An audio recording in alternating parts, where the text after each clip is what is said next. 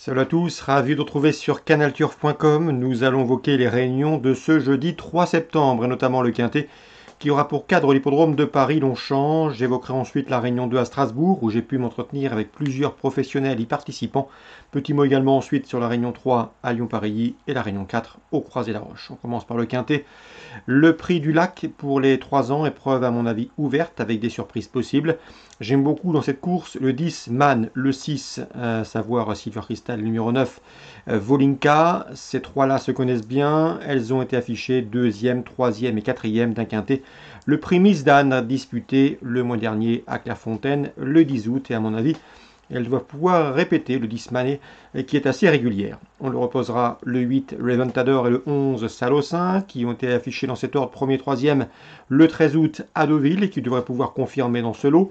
Pour les surprises, attention numéro 4, Nemenean Lion, qui compte 3 podiums en 6 courses courues et qui revient ici dans les handicaps avec des prétentions. Il dépend de l'entraînement redoutable d'André Fabre.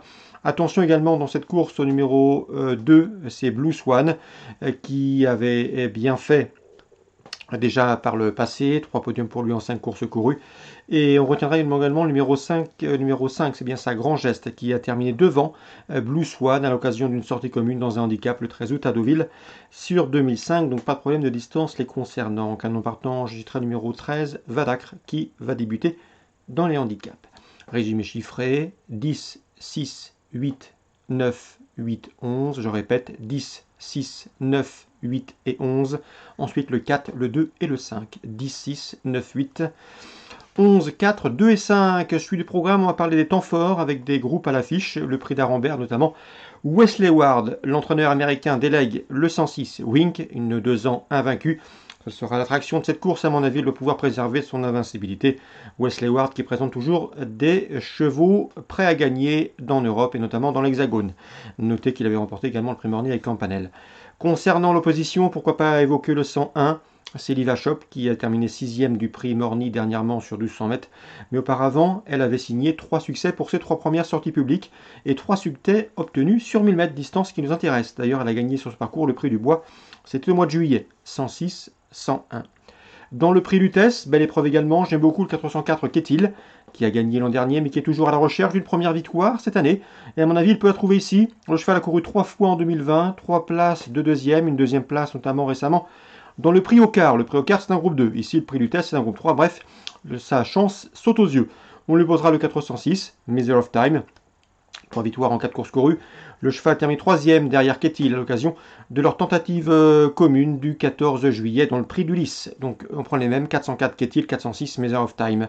Concernant Strasbourg Réunion 2, la première, Francis Young est confiant avec le 107 Hurry Up de Hurt, un cheval qui progresse et qui est après lui est capable de terminer sur le podium. Je lui poserai toutefois le 109 Hey Pepito, un cheval présenté par la famille Abrivard qui est proche de sa course, 109-107.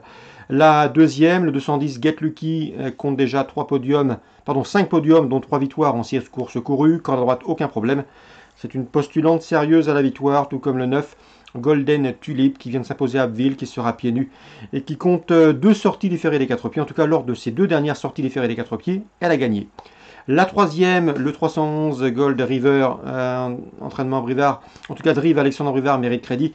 Le cheval vient de trouver sa forme en se classant 2e dernièrement le 27 août au Sable d'Olonne. Ici, le lot me semble moins relevé, 311 Gold River. La cinquième, le 512 Forever GL doit pouvoir lutter pour la victoire s'il est sage, c'est là que le bas blesse, mais s'il est discipliné, il doit s'imposer. La 7e, sachez que le 708 Domingo de Luz s'annonce redoutable. Il briguera ici une 4e victoire consécutive, une ambition à la hauteur de ses moyens. On lui poserait le 706. Dans cette épreuve, c'est dur d'oreille. Le cheval est au top, c'est ce que m'a indiqué son entraîneur Karine Dezot. Le cheval, dernièrement, n'a pas eu le meilleur des parcours.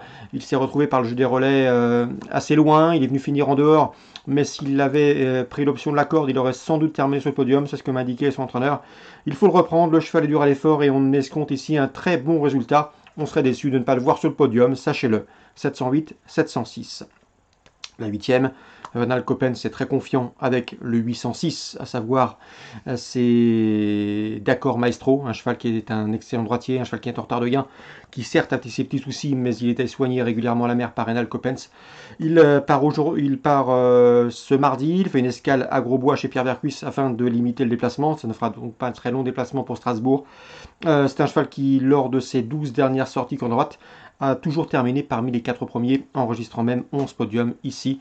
C'est un lauréat en puissance, d'autant qu'il est capable d'aller devant et à mon avis, il faudra être fort pour le déloger. 806, d'accord, Maestro. On peut parler également, on va faire un résumé d'abord pour Strasbourg, Réunion 2, 109, 107, 210, 209, 311, 502, 708, 706 et 806, entraîneur confiant. Lyon-Paris, Réunion 3, le 212, Obi de Ferrol me semble en mesure de bien faire. Le cheval, lors de ses 4 premiers parcours, s'est classé 4e, 4e, 4e et 2e.